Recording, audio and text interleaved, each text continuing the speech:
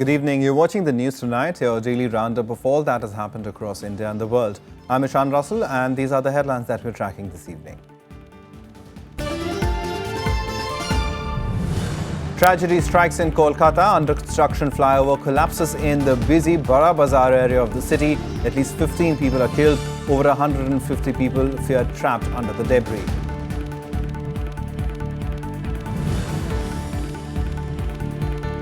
Prime Minister Narendra Modi arrives in Washington for two-day nuclear security summit. Leaders from 50 countries to share their assessment of the nuclear threat to the world.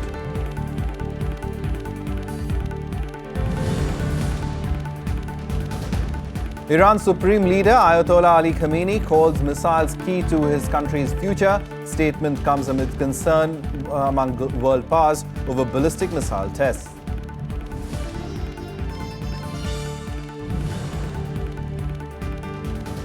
And semi-final test for India at the ICC World T20 at Mumbai's Wankhede Stadium. Ajinkya Rahane comes into the side. Manish Pandey replaces Yuvraj Singh in the match against the West Indies. Our top story this evening: an under-construction flyover collapsed in Kolkata near the famous Ganesh Talkies today. At least 15 people were reportedly killed, while over 150 people were feared trapped under the debris.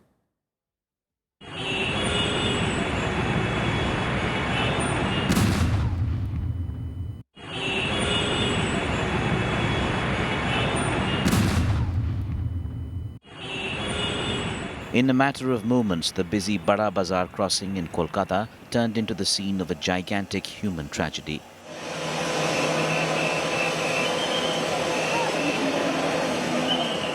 The collapsed under-construction flyover trapped over 150 people. Shocked residents joined police, fire brigade and disaster management personnel in frantically removing debris. Some people tried to use their bare hands to rescue the trapped people. जोर से आवाज हुआ, हम लोग एकदम डर गए बहुत जोर। कल रात को ढलाई हुआ था ब्रिज, ये वाला पोर्शन कल रात को ढलाई हुआ था, ठीक है। ये तो तकदीर मेरा बढ़िया बच गया। उस समय हम जूस पी रहा था नीचे में, जूस पीने का इच्छा था। हम देखा नीचे तो कि जूस पिएगा, हटाक देखता ब्रिज सैकड़ों आदमी दब के मर गया। बहुत लोग थे और मतलब रिक्शा टैक्सी सब बहुत कुछ था, सब गया। Many of the victims were hawkers who earned a living under the flyover. Eyewitnesses described a loud bang like a bomb blast, followed by a lot of smoke and dust.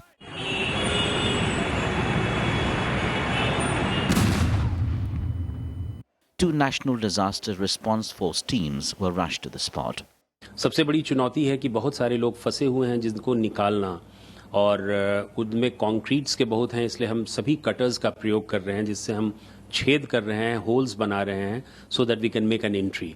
और उसके बाद entry करने के बाद ही पता चल पाएगा कि वहाँ उनकी स्थिति क्या होगी। Today the girders were missed, it seems. Still in the process. One girder is missed, then second one also fell. That's how the accident has taken place. It's nothing but a God's act. So far in these 27 years, we must have constructed a number of bridges. It never happened. Chief Minister Mamata Banerjee, who visited the site, announced a compensation of 5 lakh rupees for the families of the deceased and 2 lakh for the injured. Home Minister Rajnath Singh tweeted his concern. We are taking full care for them, good hospitals, good treatment, whatever we can. And the culprits will be punished strongly. Law will take its own course and law will take stringent action. This is not done. This is a very serious incident. एक दुख की बात है कि शहरों के बीच में इस तरह का घटना हुआ है, तो अभी उसका तुरंत हम लोग रिपोर्ट भी ले रहे हैं, और कोई भी सहायता हमारे ओर से जरूरत पड़ेगा वो तुरंत मिलेगा। The flyover has been under construction since 2009 and has missed several deadlines for completion. Bureau Report, Rajya Sabha Television. And our correspondent Pranav Goswami is at the spot of the accident in Kolkata. He joins us live from there. Pranav, the fear is that scores are still trapped under the debris. What's the latest update?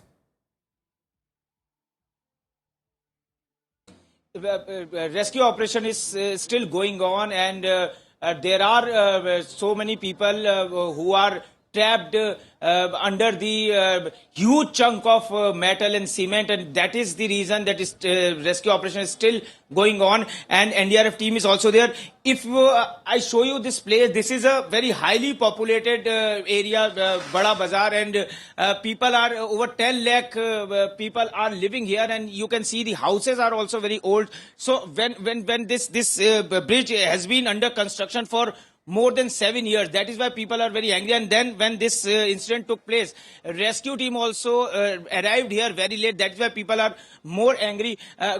We have some people, local residents here. आप ये बताइए, ये जब दुर्घटना हुई, rescue team कब पहुंची और किस तरह से सारी ये जो हादसा हुआ इतना बड़ा, ये जो आपने देखा कुछ?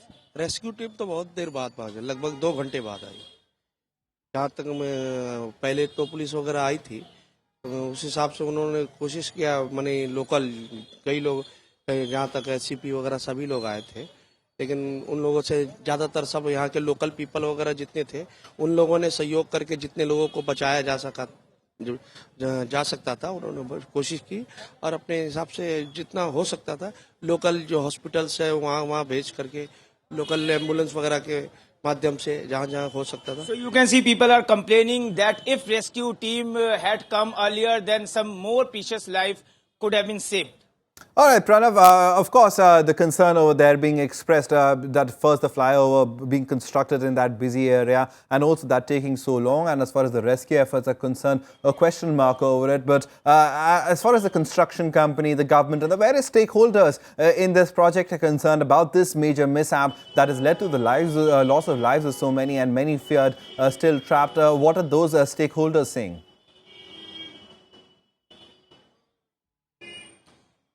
One reaction has come from that company who is responsible, who's got this construction contract, and they are saying that it's only God's act, and they are not taking any blame on them, and they're saying that it's just an accident. But of course, it has to be proper investigation should be done, and Chief Minister Mamata Banerjee also categorically said that culprits, strong action will be taken against culprits. But yes, we can say that the election bond state West Bengal, this issue is going to be a very big political issue against Mamata Banerjee, because opposition parties are also alleging that the construction plan was not, this construction was not properly planned.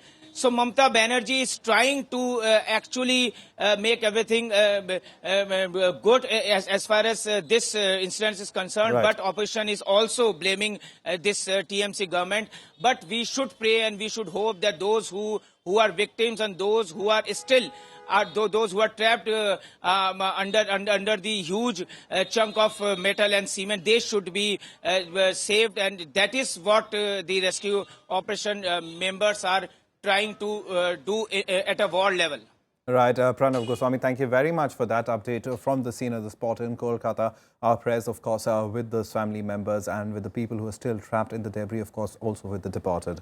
Moving on now, a high-level committee set up by the union government to review the status of women in India has sought a ban on the practice of oral, unilateral and triple talaq or divorce, as well as polygamy. The assessment of family laws is part of a voluminous report submitted by the panel last year. On Monday, while hearing a plea on divorce norms, the Supreme Court had directed the centre to produce the report within 6 weeks. The report backs the demand for the ban, saying such talaq renders wives extremely vulnerable and insecure regarding their marital status. The panel has recommended specific amendments to the Dissolution of Muslim Marriages Act 1939 and also suggested introducing provisions to provide for interim maintenance. The report states that payment of maintenance to the wife and children must be made mandatory in the event of separation or divorce. It also suggests changing several gender discriminatory provisions under the Hindu and Christian laws. हम चाहते हैं कि मुस्लिम personal law जो हमारे कुरान शरीफ की जो शरीयत है उसी के मुताबिक सुप्रीम कोर्ट और हमारे अदालतें हमारी बहनों को, हमारी औरतों को अगर अदालतों में इस मामले जाए तो कुरान शरीफ के जो कानून हैं बिल्कुल उसी तरह हू बहू उतारा जाए। ओरल तलाक को बिल्कुल मना कर दिया जाए और अगर ओरल तलाक की बात हो तो एक टाइम में कह करके उसको बताया जाए, वजह बताई जाए कि हम क्यों तलाक दे रहे हैं और रिटर्न में दारुल कज़ा को या अदालत को या एक जिम्मेदार ऑर्गेनाइजेशन जो बनाई जाए उसको दिया जाए कि हम तलाक दे रहे हैं तो किस वजह से। Now, the Delhi Assembly today suspended BJP MLA OP Sharma from the House for the next 2 sessions. Sharma had allegedly made derogatory remarks against AAP MLA Al-Kalamba. The BJP leader also refused to apologize to Al-Kalamba, even though he had expressed regret for what he had said. After Sharma's statement, Deputy Chief Minister Manish Sisodia proposed to suspend him instead of expelling him, as suggested by the Ethics Committee. The Delhi Assembly's Ethics Committee had recommended Sharma's expulsion, calling him a habitual offender. ये जो बात मैंने आज सदन में कही कि आपने अधूरे सेंटेंस के ऊपर ये सारी प्रक्रिया आप कर रहे हैं, ये गलत है। ये मैंने उनको भी कहा, लेकिन उन्होंने इस चीज के ऊपर कोई ध्यान नहीं दिया। लेकिन अब जब उनको ये लगा कि जो ये फैसला ले रहे हैं ये कोर्ट में एक दिन भी टिक नहीं पाएगा, तो वो एक कायदा नीचे उतर गए हैं और हम कोर्ट में जाकर इसको चैलेंज करेंगे। वास्तविकता में ये है कि वक्तव्य से भी जब सेंटेंस पूरा ही नहीं हुआ और उस पर सजा इस तरह की तय कर देना, और पहले एक सत्र में बाहर कर चुके हैं, फिर 2 सत्र में, तो विपक्ष, छोटे से विपक्ष को भी और छोटा करने की कोशिश करते रहे हैं बार बार। बहन शब्द का इस्तेमाल उन्होंने सिर्फ और सिर्फ अपनी कुर्सी को आज बचाने के लिए किया है। अगर सच में उनके मन में मेरे लिए सम्मान था या कहे गए शब्दों के लिए उन्हें पछतावा था, तो पिछले 4 महीनों में उन्होंने जरूर प्रयास किया होता, मुझसे मिले होते, बात की होती, मैं भी उनको समझ सकती, लेकिन ऐसा प्रयास हुआ नहीं। Time now to take a look at what else has been making news around the country nationwide. A special CBI court will pronounce a quantum sentence to Jharkhand Ispat Private Limited directors R.S. Rungta and R.C. Rungta on the 4th of April. The special court had earlier this week held JIPL and 2 of its directors guilty on various charges, including deceiving and defrauding the government to bag a coal block in the state.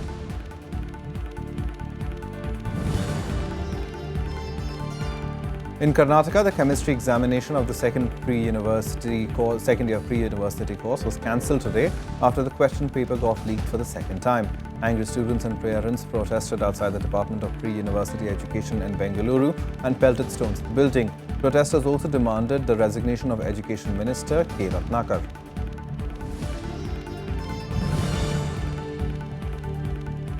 In Madhya Pradesh's Itarsi district, 2 policemen and a constable were suspended for allowing a man to be hung upside down from a train window and beating him up. The incident took place on the 25th of March when the victim and his father were accused of drinking water from a fellow passenger's bottle without permission.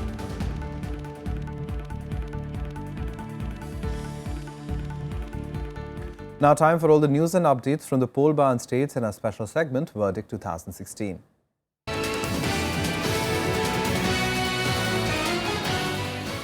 HRD Minister Smriti Irani mounted a scathing attack on Congress during an election rally in poll-bound Assam today. Irani alleged that the Congress government has failed to provide security and safety to women in the state. The minister appealed to the voters to bring BJP to power in Assam so that the country remains secure and united. महिलाओं पर अत्याचार की संख्या बढ़ती गई, लेकिन Congress party जो सत्ता में इस प्रदेश में उन्होंने महिला के सम्मान की रक्षा की कोई भी पुख्ता तैयारी या इंतजाम नहीं किया। अगर मैं पूरे प्रदेश में महिला पुलिस स्टेशन ढूंढूं तो मुझे पान बाजार तक जाना पड़ेगा। Now, during a rally in Assam's Digboi district, Congress Vice President Rahul Gandhi accused the Narendra Modi-led BJP government of promoting violence in states ruled by them. He also said that Modi failed in providing employment to the youth in the country.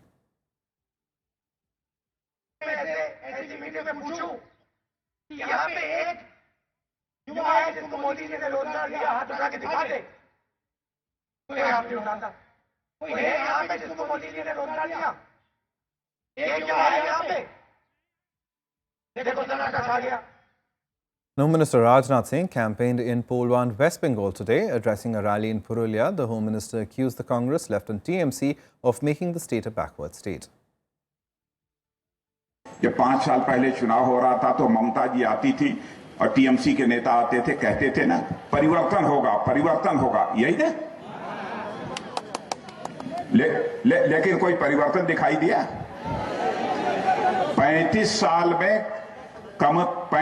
साल तक यहां पर communist की सरकार रही है। Communist ने लूट डाला पश्चिम Bengal.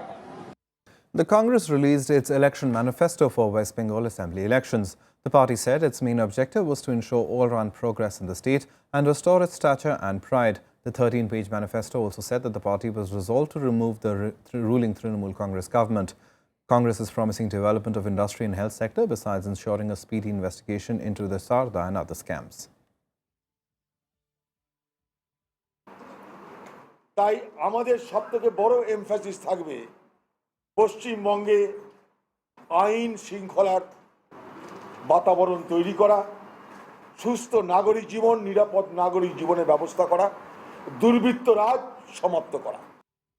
Now, the Congress party is yet to finalize the selection of candidates for the 16th of May Assembly elections in Kerala. Differences between Chief Minister Oommen Chandy and KPCC President VM Sudhiran are holding up decision over a few candidates. Chandy reportedly doesn't agree with some of the conditions put up by Sudhiran that disallows candidates who have served more than 4 terms and those who are tainted. Chandy, on the other hand, claims that the rules are an attempt to target some people close to him. The screening committee will meet again tomorrow to finalize this list of candidates.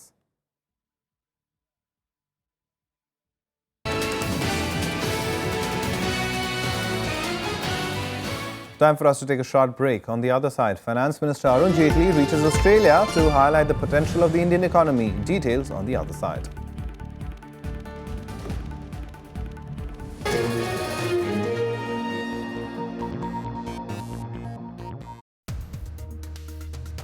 Backing of the infiltrators after assuming power. Congress has been always witnessing the influx of illegal migrants. 34% Muslim population. How is BJP trying to reach that population? They are here for the last 800 years. They are the integral part of the Assamese society. So now it is our main objective to protect their interests. But who is a bigger rival for BJP, Congress or AUDF? Both Congress and AUDF.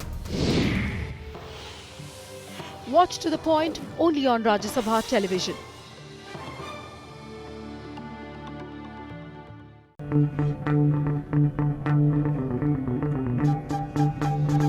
Art arisen from a multi-hued cultural canvas.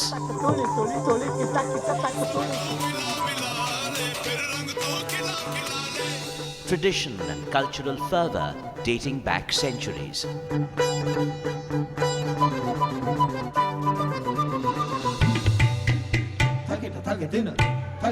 And encircling them all, there's a magic that awes. Embrace your nation's brilliant human warmth.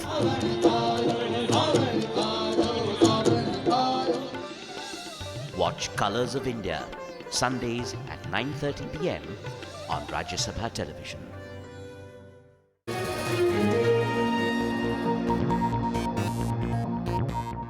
Welcome back. You're watching the news tonight. Now, Prime Minister Narendra Modi has arrived in Washington for the Nuclear Security Summit. The summit aims to secure nuclear weapons and technology across the world. Modi is also scheduled to hold bilateral meetings with New Zealand's Prime Minister John Key and Argentinian President Macri on the sidelines of the summit. Prime Minister Narendra Modi arrived in Washington early Thursday for the 4th Nuclear Security Summit. The biannual summit aims to improve nuclear security around the world.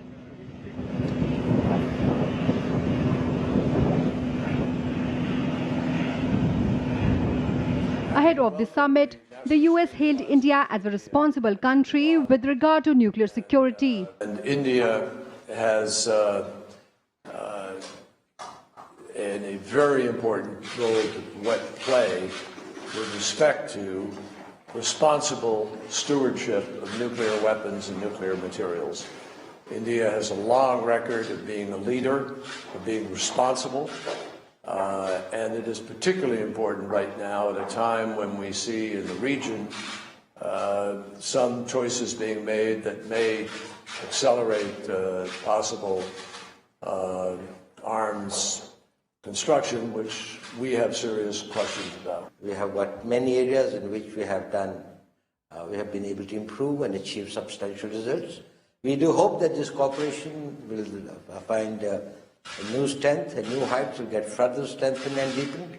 And we share many concerns, particularly our concerns about terrorism, about concerns about the cyberspace and others, and we've been working together on that. Concerns over nuclear security have heightened, with the Islamic State becoming bolder in choosing its targets, the latest being Brussels.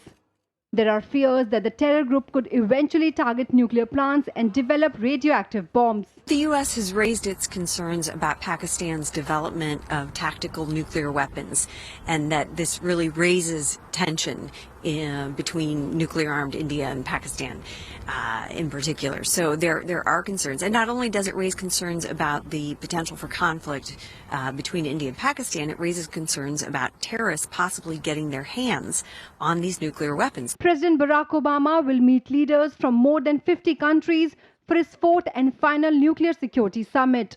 However, there are doubts over the effectiveness of the decisions reached, with Russia preferring to skip the meet. President Putin seems unwilling to join a US-dominated gathering at a time of increased tensions between Washington and Moscow. Bureau Report, Rajya Sabha TV. Iran's supreme leader Ayatollah Ali Khamenei said missiles were key to the Islamic Republic's future, not negotiations with Western countries. He said anyone who thinks negotiations are more important than building a missile system are either traitors or ignorant. The statements come amid concern among world powers over a series of ballistic missile tests by Iran. Ayatollah Ali Khamenei has supported last year's nuclear deal with the US and other world powers, but also wants Iran to avoid further negotiations with the West and focus on maintaining its economic and military strength. The resolution passed last year calls on Iran not to develop or test ballistic missiles capable of carrying nuclear weapons. However, Iran denies that the ballistic tests breach UN resolution. UN Secretary General Ban Ki-moon said the recent missile test had caused alarm and concern, but it would be up to the United Nations Security Council to decide what to do.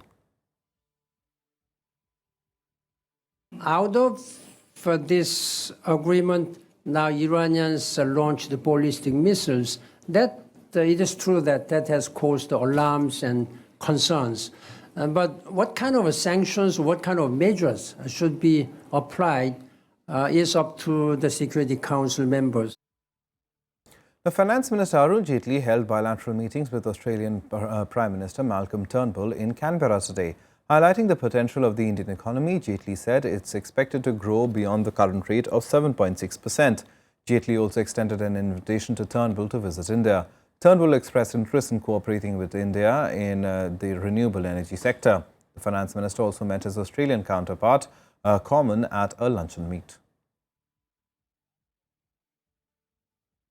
Some more international news now in Global Buzz.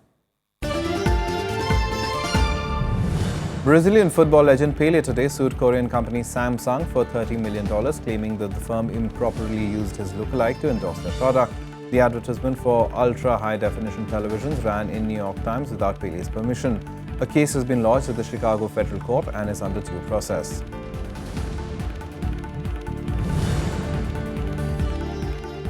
The Islamic State terror group claimed responsibility for a suicide attack that killed a policeman in Russia's volatile region of Dagestan.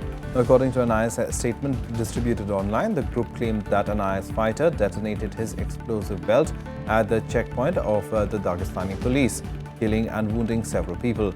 The attack came after Syrian troops backed by Russian forces secured an important victory against IS by recapturing the ancient city of Palmyra.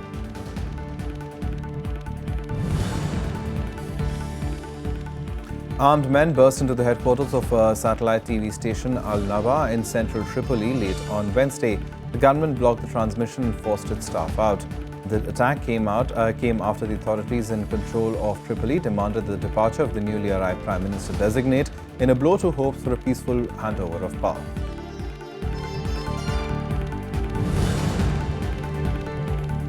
Vietnam had named a woman for the first time to the influential role of chairperson in its rubber-stamped National Assembly today. Veteran lawmaker and senior Communist Party official Thi Kim was elected with 95.5% of votes after a poll in the country's 500-strong legislative body early on Thursday.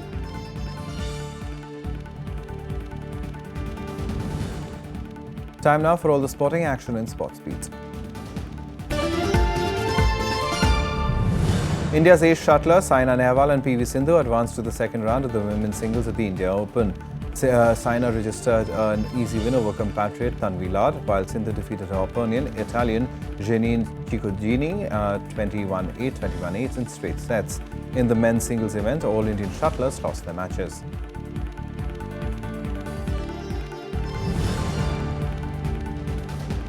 Shiva Thapa became the first Indian boxer to qualify for the 2016 Olympic Games in Rio de Janeiro, outplaying Kazakhstan's Kairat 3-0 in the semi-finals of the IBA Asian and Oceanic Olympic qualifiers in Shinan. Thapa is ranked third in the IBA World Rankings in his category and was the youngest Indian boxer to qualify for the Olympics in London in 2012 at 18 years of age.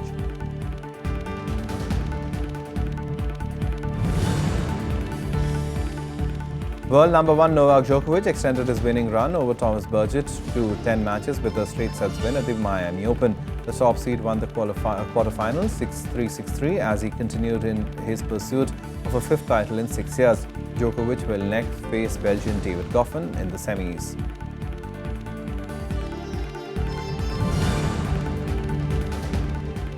Manchester United legend and head coach of Valencia, Gary Neville, has been sacked by the Spanish club after a dismal run of results. The La Liga club only won 10 matches out of the 28 they played under Neville, who was appointed in December 2015. Valencia currently placed 14th in the league.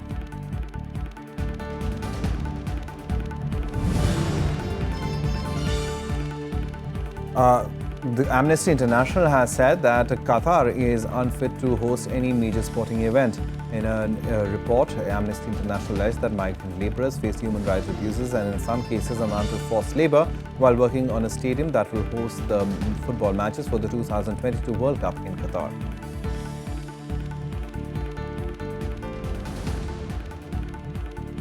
Well, that's the news tonight. Good night.